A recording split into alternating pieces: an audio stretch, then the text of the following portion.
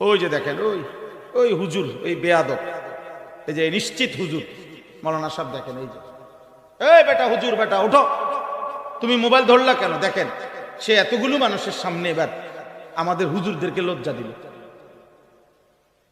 নিশ্চিত মাদ্রাসার ছাত্র। প্রিয় ভাই ওঠো, আব্বা তুমি উঠো। না না তুমি বসলে আমি ওয়াজ করবো না, তুমি উঠো বাইরে।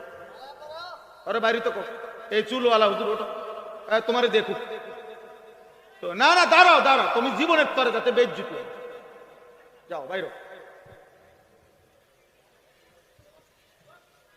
যাতে আর জীবনে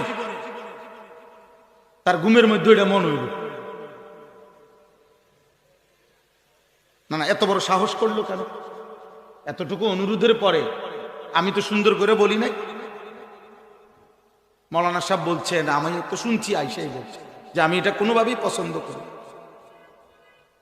কেন পছন্দ করি?